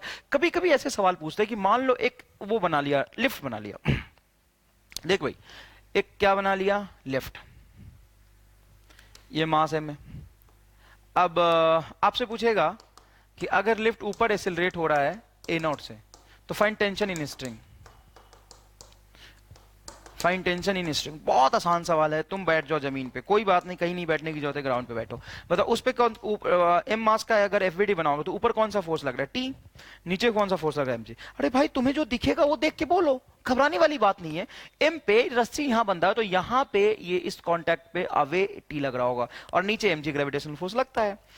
अब ये पूरा लिफ्ट अगर A0 से जा रहा है तो तुम्हें तो ये बेस, ये सरफेस, ये रस्सी लॉन्गेट नहीं हो सकता, तो A0 से जाता हुआ दिखाई देगा, तो तुम्हें ऊपर A0 से जाता हुआ दिखाई, तो कौन ज्यादा होना चाहिए, T की mg? तो ऑब्वियसली T। तो क्या लिखोगे question, T minus mg net unbalance force, net unbalance force बराबर मास इंटू एक्सीलरेशन A0। तो T बराबर क्या होगा, m g माइनस mg, उधर जाएगा तो प्लस हो जाएगा, m कॉमन निकाल लो, A0 प्लस g, ये हो जाएगा तुम्हारा आंसर। तो T बराबर क्या आ जाएगा बोलो, m A0 plus g। Next देखिए बेटा, पुल्ली ब्लॉक सिस्टम, ये m1 मास का ऑब्जेक्ट है, m2 मास का ऑब्जेक्ट है, इसको बुल्ली से ऐसे कनेक्ट कर दिया, ठीक है ना। तो उसने पूछा find tension in a both string. दो डिफरेंट स्ट्रिंग है, एक तो स्ट्रिंग आपका ये वाला, देखो ये एक स्ट्रिंग यहां पे कनेक्ट करा है, ये वाला एक स्ट्रिंग है, मासिव स्ट्रिंग नहीं है, ये आइडियल स्ट्रिंग है, मासलेस स्ट्रिंग है, तो हर पॉइंट पे जो टेंशन की वैल्यू होगी वो होगी सेम, ठीक है ना। एक दूसरा स्ट्रिंग है जहां पे पुल्ली का सेंटर और ऊपर में सपोर्ट से कनेक्ट किया है, इसमें मान लो यहां पे टेंशन T एक्ट हो रहा है, तो इस पॉइंट पे अगर टेंशन दिखाना हो तो ऊपर की तरफ यहां पे टेंशन T1 एक्ट हो रहा होगा, यहां पे टेंशन बोलो T1 नीचे, यहां पे टेंशन बोलो T1 ऊपर, यहां पे टेंशन बोलो T1 नीचे। ये टेंशन को हमने रिप्रेजेंट कर लिया। क्लियर है बात? अब आइए सिस्टम का एक्सेलरेशन निकाले, तो सिस्टम का एक्सेलरेशन आपको दो तरीके से निकाल सकते हो। एक बेसिक एफबीडी से, अगर मान लो m2 का एफबीडी बनाऊं मैं, तो m2 पे नीचे फोर्स लग रहा होगा m2g, तो क्या लिखोगे बेटा, बोलो m2g माइनस t1 बराबर m2a। मान लो a एक्सेलरेशन से नीचे आ रहा है, तो जब आप जमीन पे बैठ के आराम से इसको देखोगे तो F बराबर ma लगाना बहुत अच्छे से सीख गए हो। नीचे की तरफ फोर्स होगा m2g, ऊपर की तरफ फोर्स होगा t1। ज्यादा कौन होना होगा, मान लिया आपने कि m2 बड़ा है m1 से, तो ये इसको नीचे खींचेगा, तो m2g माइनस t1 बराबर m2a। अब जब इसमें देखोगे बेटा, ये m1g नीचे लग रहा होगा, t1 ऊपर लग रहा होगा, ये नीचे आएगा तो जितना x डिस्टेंस नीचे आएगा उतना ही x डिस्टेंस ऊपर जाएगा, मतलब ये एक्सेलरेशन a होगा। अब इसमें ज्यादा कौन होगा, जैसे नीचे गिरेगा तो ये ऊपर उठेगा, तो t1 ज्यादा होना चाहिए, तो लिखोगे t1 माइनस m1g बराबर m2a। दोनों इक्वेशन को ऐड कर दो, आप ऐड कर दो, तो देखो यहां से t1 माइनस में ऐड करोगे t1 प्लस में तो कैंसिल हो जाएगा, ये बचेगा बेटा m2g, यहां देखो ऐड कर रहे हो तो ये minus m1g is equal to m2 plus m1 into a। ये आपका आ गया एक्सेलरेशन। तो ये किसका एक्सेलरेशन है, m2 माइनस m1, जी कॉमन निकाल लोगे तो m2 माइनस m1 बचेगा बटा m1 प्लस m2। ये किसका एक्सेलरेशन निकाला आपने, सिस्टम का। सिस्टम में किस बॉडी का, प्लैंक का निकाला है, पुल्ली का निकाला है क्या, नहीं, ये m2 जितने एक्सेलरेशन से नीचे आएगा a से, उतनी एक्सेलरेशन से m1 ऊपर जाएगा। ये अपन ने कंप्लीट एफवीडी से, इंडिविजुअल एफबीडी से बनाया था। लेकिन यहां पे ढंग से देखो, अगर मैं m2 और m1 को कंप्लीट एक सिस्टम मान लो, इसको लिख लो ढंग से, इस तरीके से भी कर सकते हैं। अगर m2 और m1 को अपन कंप्लीट सिस्टम मान लेते हैं, ठीक है ना, तो बोलो ये जिस डायरेक्शन में चल रहा है उसके अपोजिट डायरेक्शन में t1 लग रहा है, और ये देखो जिस डायरेक्शन में ये मूव कर रहा है t1 उसी डायरेक्शन में लग रहा है। तो इसको तुम जो ऐसा लटका पड़ा है ना दोनों सिस्टम, इसको उठा के इधर रख लो, अरे भाई इसको उठा के इधर रखो, इसको उठा के उधर रखो, जैसे ये नीचे जाएगा ये ऊपर जा रहा है, तो एक ही डायरेक्शन में मूव किया ना ये। अरे मेरे कहने का मतलब ये m2 है, मान ले ये m2 है, ये रस्सी बांधा और ये m1 है, ये m1 है, इधर इस पे फोर्स लग रहा है m2g। अरे देख इधर ऐसे इसको उठा के लीनियर बना लेता हूं ना, ऐसे उठा के ऐसे रख लो, सारा कंडीशन सेम रखते हुए, तो देखो m2g इधर लग रहा है और इस पे देखो t1 पीछे लग रहा है, इस पे t1 आगे लग रहा है, इस पे m1g पीछे लग रहा है, तो ये टेंशन तो इंटरनल फोर्स हो गया। इसमें टेंशन मोशन के अपोजिट लगा, इसमें टेंशन मोशन के डायरेक्शन में लगा, तो देखो ना ये टेंशन t1, अभी तो ऐसे सवाल हमने खूब सारे करे हैं, तो ये टेंशन इंटरनल फोर्स हो गया। तो नेट पुलिंग फोर्स क्या होगा, m2g minus m1g। Net unbalance force क्या होगा, m2g माइनस m1g। देखो ढंग से, नेट अनबैलेंस फोर्स m2g ही इसके मोशन का कारण है, लेकिन t1 अपोज कर रहा था, कोई बात नहीं, इस m1g तो अपोज कर रहा है यहाँ पे, तो नेट अनबैलेंस फोर्स देखोगे तो t1 कैंसिल हो जाएगा, m2g माइनस m1g आएगा, तो नेट अनबैलेंस फोर्स हो जाएगा m2g माइनस m1g बटा m1 प्लस m2। ये एक्सीलरेशन हो जाएगा आपका m2 minus m1 into g बटा m1 प्लस m2। ये एक्सीलरेशन हो जाएगा नेट अनबैलेंस फोर्स बटा नेट मास। मान लो तुम ऑब्जेक्टिव सवाल कर रहे हो, तुम्हारे पास चार ऑप्शन होंगे, कुछ ऐसे होंगे, ए ऑप्शन होगा, देखो ए इज इक्वल टू, ऐसा भी ऑप्शन होगा m2 प्लस m1 बटा m1 माइनस m2 इंटू जी, ऐसा भी ऑप्शन होगा 2 m1 m2 बटा m1 प्लस m2 इंटू जी। इस तरीके से चार ऑप्शन होंगे, आपसे पूछेंगे एक्सीलरेशन बताओ कौन सा होगा, तो आप समझ चुको नेट पुलिंग फोर्स बटा नेट मास। और समझो इस रिजल्ट को जो अपन ने डिराइव किया है नेट पुलिंग फोर्स से, net pulling force versus net mass को, और अच्छे से समझाता हूं। और अच्छे से कैसे समझाता हूं, देखो लॉजिकली सोचो, क्या सोचोगे लॉजिकली, तो एक बात बताओ, अगर ये m2 और m1 बराबर होता, अभी बराबर नहीं, सवाल में दिया कि m2 is greater than m1, कितना ज्यादा m2 नहीं पता, अगर बराबर होता, मैं बात कर रहा हूं अगर बराबर होता तो क्या होता, m2 की वैल्यू 5 kg है क्या सवाल में, m1 10 kg है क्या, नहीं, m2 m1 गिवन है, इसकी m1 m2 की कोई फिक्स वैल्यू नहीं है, तो m1 m2 के टर्म्स में आंसर आएगा। अगर m1 m2 बराबर होता तो क्या होता, अगर इधर 10 kg इधर 10 kg तो लटका रहता, कोई नीचे ना जाता, कोई ना ऊपर जाता, तो एक्सीलरेशन क्या हो जाता, जीरो हो जाता। अगर m1 m2 को बराबर रखोगे तो एक्सीलरेशन जीरो आना चाहिए। तो देखो यहां पे लॉजिक ऐसे समझो, इफ m1 बराबर m2 बराबर m then acceleration must be zero. दोनों को रख दो, तो देखो बेटा यहां पे जैसे ही रखोगे m2 बराबर m1 तो m माइनस m क्या हो जाएगा, जीरो, एक्सीलरेशन आ जाएगा जीरो। लेकिन इस ऑप्शन में जैसे बराबर रखोगे तो m प्लस m 2m और नीचे होगा m minus m zero, 1/0 is infinite, मतलब ये गलत है। इनफाइनाइट एक्सीलरेशन से कैसे जा सकता है बेटा, दोनों का मास बराबर होगा तो जो न्यूमेरिकली एक्सप्रेशन आपको ऑप्शन में दिख रहा है उसको थोड़ा क्रिटिकल थिंकिंग से सोचोगे तो तुम्हें दिखेगा अरे यार ये तो हो ही नहीं सकता, कभी हमेशा गलत है। और आपको पता होना चाहिए 50% बच्चे यही ऑप्शन टिक करके आते हैं। क्यों आते हैं भाई, तुक्का लगाते हैं। अरे भाई तुक्का भी लगाओ तो थोड़ा तो बुद्धि लगा ले, ये तो 5वीं क्लास के बच्चे को ही पता होगा। सब्जी बेचने वालों को भी पता होता है कि दोनों की तरफ वेट बराबर रखता हूं तो नीचे नहीं जाता है, अगर एक तरफ कम एक तरफ ज्यादा रखूंगा तब नीचे जाएगा। तो दोनों का मास बराबर होगा तो एक्सीलरेशन 0 आना चाहिए, जो इस ऑप्शन में आ रहा है, जो मेरा ड्राइव्ड आंसर है इसमें नहीं आ रहा है, मतलब ये ऑप्शन में होता तो गलत होता। दूसरी बात, डायमेंशन भी कोई चीज होती है, डायमेंशन भी कोई चीज होती है। ऐसे सोचो कि मान लो ये मास इंटू मास है तो मास का होल स्क्वायर होगा, मास प्लस मास क्या होगा, मास, मास का होल स्क्वायर बटा मास रखोगे तो एक मास बचेगा, तो मास इंटू जी, तो फोर्स होता है, एक्सीलरेशन कैसे हो जाएगा। यहां पे देखो ये देखो बेटा, मास प्लस मास, अरे 4 kg plus 2 kg 6 kg, mass minus mass 4 kg minus 2 kg 2 kg, तो केजी केजी मास से मास कैंसिल होगा, ये एक्सीलरेशन आ गया। तो एक्सीलरेशन इसलिए डायमेंशनली ये सही हो सकता है, लेकिन फिजिकली गलत है। ये भी देखो डायमेंशनली सही है, मास माइनस मास मास, मास प्लस मास मास, तो ऊपर मास नीचे मास कैंसिल हो गया, डायमेंशनली बचेगा जी, एक्सीलरेशन है, इसलिए एक्सीलरेशन आ गया। तो कोई भी एक्सप्रेशन जब ड्राइव करते हैं तो डायमेंशनली भी सही होना चाहिए, इसलिए ये ऑप्शन सही होगा। चलो भाई मिटा दो मिटा दो मिटा दो कर दो, आओ आगे बात करते हैं, आगे बात करते हैं। सर ये बात तो आपने जबरदस्त बताई, बिल्कुल सही बताई, आगे देखते हैं। ये समझो, टेंशन निकालना है अपने को, तो टेंशन निकालने के लिए किसी भी एक का एफबीडी बना दो, M2 का एफबीडी बनाओ। बताओ, नीचे फोर्स लग रहा है M2G माइनस ऊपर फोर्स लग रहा है T1 is equal to M2 into a की वैल्यू यहां से उठा के रख दो, और ये T1 बराबर हो जाएगा आपका, इधर T1 उधर चला जाएगा, M2 इधर आ जाएगा, तो M2G minus M2 into a की वैल्यू वहां रख दो।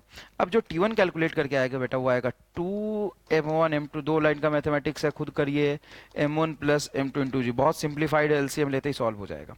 तो यहाँ पे जो टेंशन आएगा कितना आया, 2m1 M2 बटा M1 plus M2 into g, ये एक्सेलरेशन सॉरी टेंशन की वैल्यू यहाँ पे और यहाँ पे। तो दूसरी दो बातें हैं यहाँ पे कि जो भी रिजल्ट आता है ना, अब से ध्यान रखना कि उसको डायमेंशनली और फिजिकली वेरीफाई करना। तो ये टेंशन डायमेंशनली सही है क्या, हाँ बिल्कुल। देखो बेटा, मास इंटू मास, मास का स्क्वायर बटा मास प्लस मास मास, मास का स्क्वायर बटा mass, mass into acceleration force, mass into acceleration force, tension एक फोर्स है। दूसरी बात, सर इस पे कुछ लॉजिक नहीं लगेगा, लगेगा, बढ़िया लॉजिक लगेगा। देखो बताता हूं मैं, टेंशन देखने का भी लॉजिक बताता हूं, सुनो। मान लो कि किसी भी इंस्टेंट पे, मान लो ये M2 M1 है, तो यहाँ से रस्सी काट दो, M1 को हटाई दो, M1 जीरो हो गया मान ले। जैसे M1 जीरो हो गया तो इस रस्सी में टेंशन कितना होगा, जीरो, क्योंकि टेंशन हमेशा स्ट्रेच स्ट्रिंग में होता है। इधर से M1 नीचे लग रहा है M1G, इधर से M2G लग रहा है, दोनों को खींच लिया, स्ट्रेच हो गया, इसलिए टेंशन आया।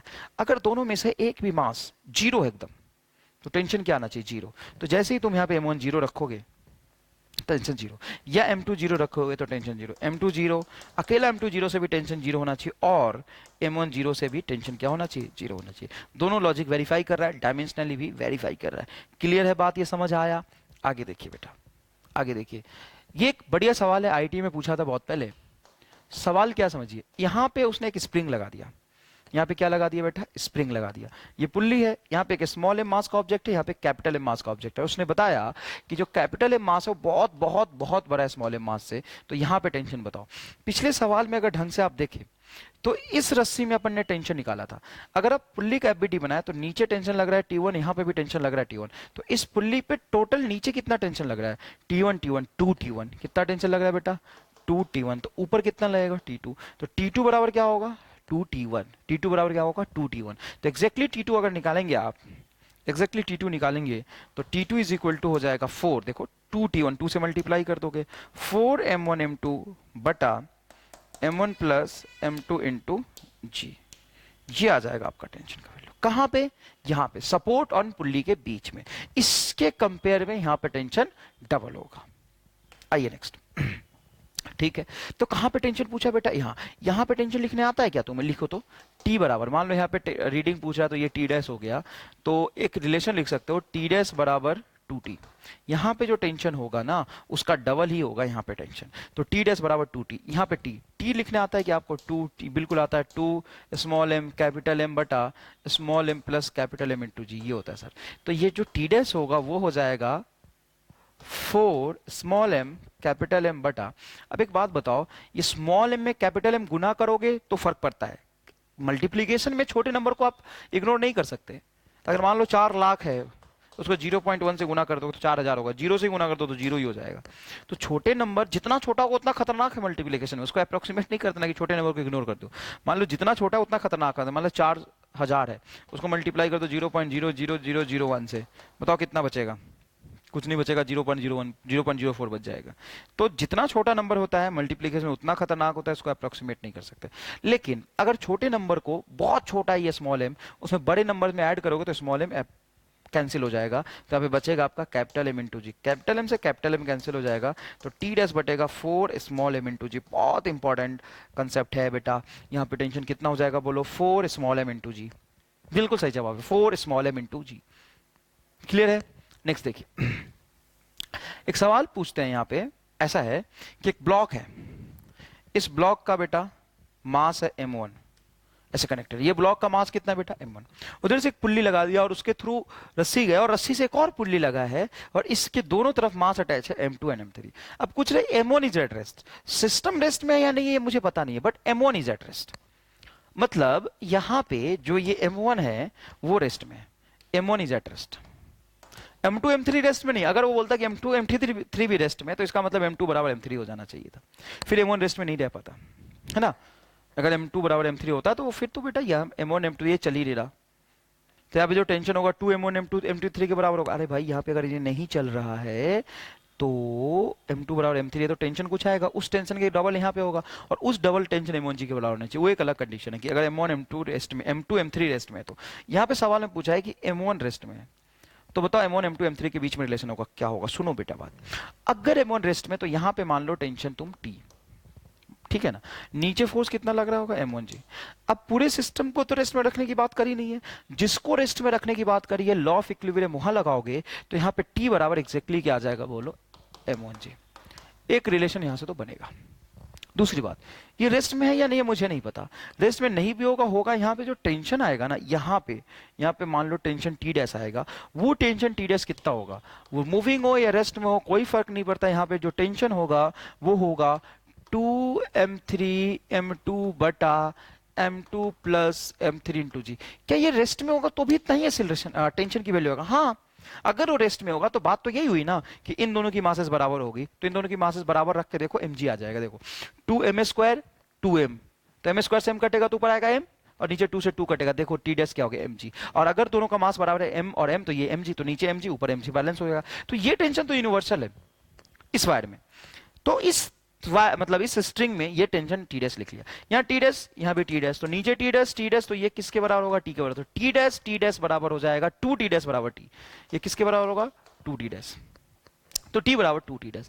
टी डैश की वैल्यू को यहाँ रख दो तो ये रिलेशन बनेगा m1g। देखो बेटा टी बराबर क्या है? m1g, और 2 और ये 2 क्या हो जाएगा? इधर देखो 4 m2 m3 बटा m2 प्लस m3 इंटू जी। जी से जी कैंसिल, बिल्कुल सही बात है सर, जी से जी कैंसिल हो जाएगा। अब ये जी से जी कैंसिल हो गया, यहाँ पे टर्म है m1 is equal to 4 m2 m3 बटा m2 प्लस m3, ये बचेगा। इसको इन्वर्स कर लो, एक तो रिलेशन ये आएगा, चाहे तो ये लिख लो, या फिर इसको इन्वर्स करो। इन्वर्स करोगे 4 को इधर ले जाओ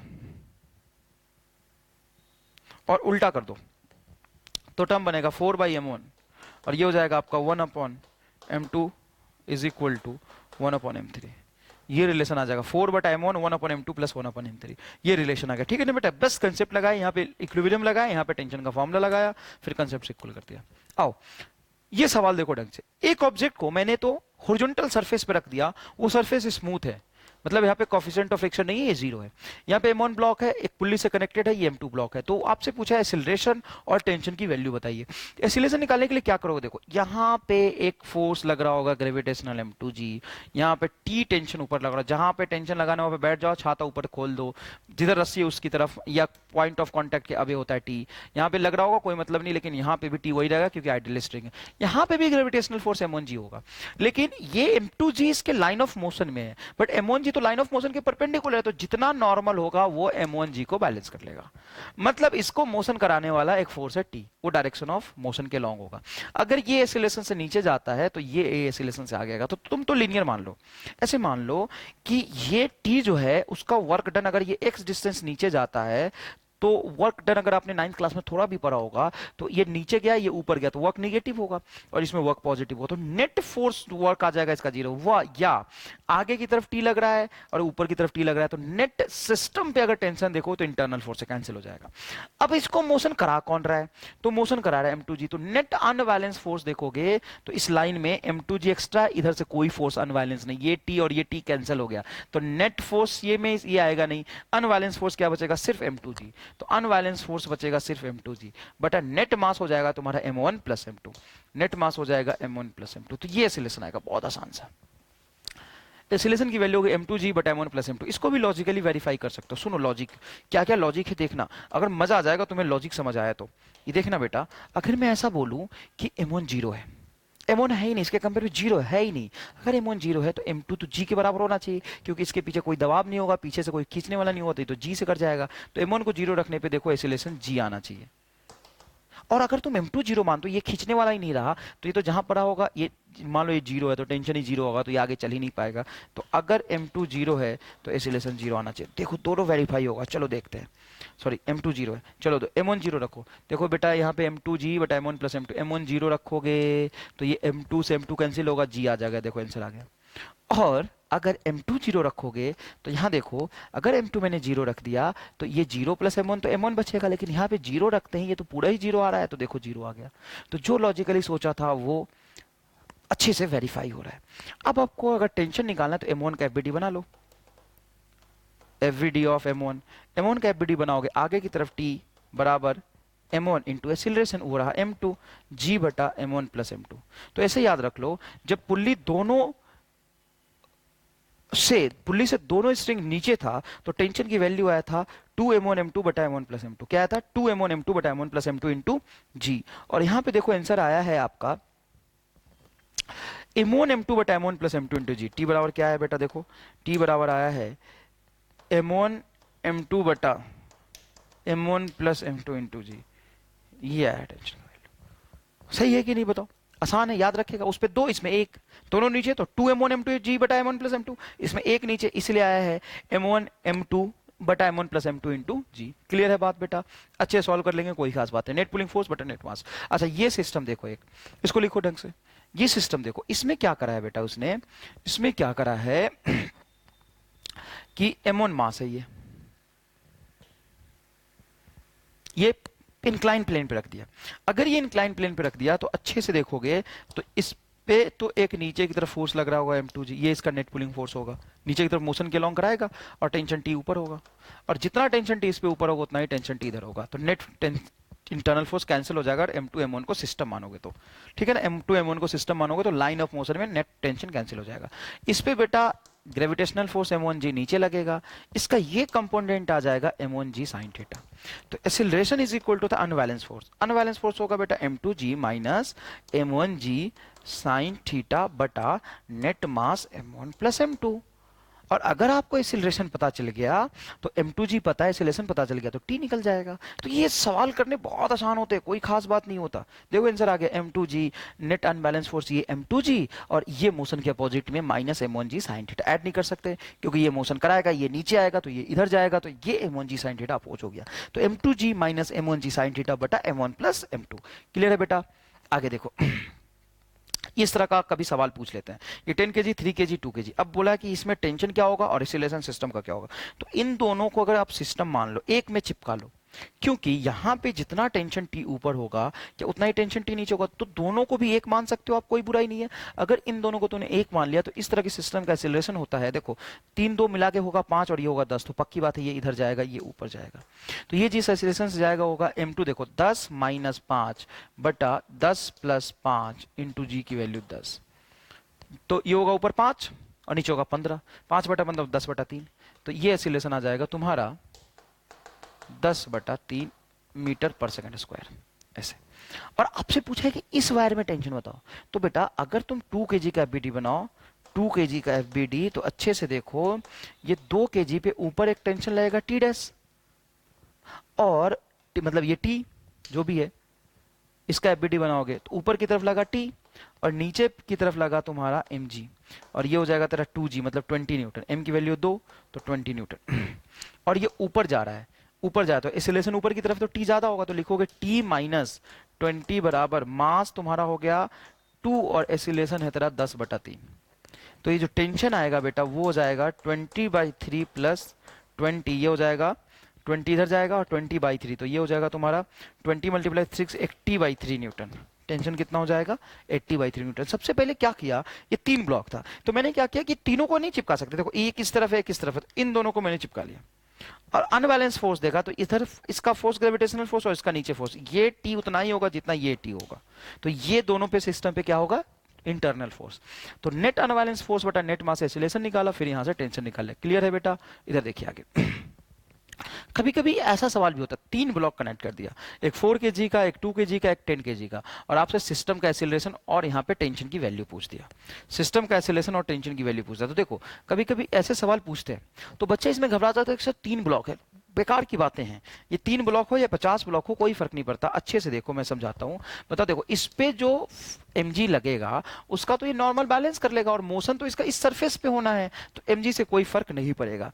यहाँ पे mg इसका होगा 100 न्यूटन, अरे m इंटू जी m 10 है, और यहाँ पे mg होगा 20 न्यूटन। तो नेट मोशन किस तरफ होगा, ये जितने a से नीचे आएगा उतने ही a से ये ऊपर जाएगा, तो नेट अनबैलेंस फोर्स हो जाएगा तुम्हारा दिस माइनस दिस, और बटा नेट मास तो तीनों को तो यही चलाने वाला है, तो नेट अनबैलेंस फोर्स बोलो कितना होगा, नेट अनबैलेंस फोर्स हो जाएगा 80 बटा 10 और 4 14 2 16 16, ये एसिलेशन होगा।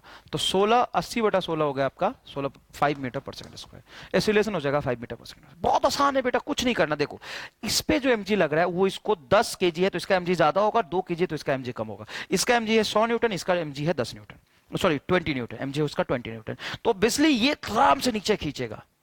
तो net pulling force, net unbalance force देखोगे तो ये है तुम्हारा 100 न्यूटन नीचे लग रहा है और ये 20 न्यूटन नीचे लग रहा है। सर यही दोनों अनबैलेंस फोर्स है, इसका mg नहीं, इसका mg नीचे लग रहा है यार, इस लाइन में मोशन होगा, इस लाइन में मोशन होगा, ये मोशन T1 T2 के डिफरेंस की वजह से करेगा। अच्छा सर ठीक है, अनबैलेंस फोर्स 100 माइनस 20 आपने 80 कर दिया, लेकिन ये यहाँ पे T2 T1 का कुछ नहीं किया आपने। अरे भाई ये T2 इस पे पीछे लग रहा होगा तो इस पे T2 ऊपर लग रहा होगा, ये इंटरनल फोर्स हो गया इन दोनों के बीच का, और T1 इन दोनों के बीच का इंटरनल फोर्स हो गया। तो इन तीनों को अगर मैंने एक सिस्टम मान लिया है तो इस पे अनबैलेंस फोर्स हो जाएगा 100 माइनस 20 20, बहुत आसान है। अब यहां से T1 की वैल्यू निकालने के लिए 10 kg का FBD बना दो। FBD किसका बनाओगे 10 kg वाले का, तो नीचे 100 और ऊपर T1 कहां जाएगा, तो नीचे जा रहा है, तो एसिलेशन नीचे वाला फोर्स ज्यादा होना चाहिए, तो 100 माइनस T1 बराबर मास बोलो 10, एसिलेशन बोलो 5, बताओ कितना होगा 50, तो T1 बराबर होगा तुम्हारा 100 और T1 उधर चला जाएगा 50 इधर चला जाएगा 50 न्यूटन, 50 न्यूटन।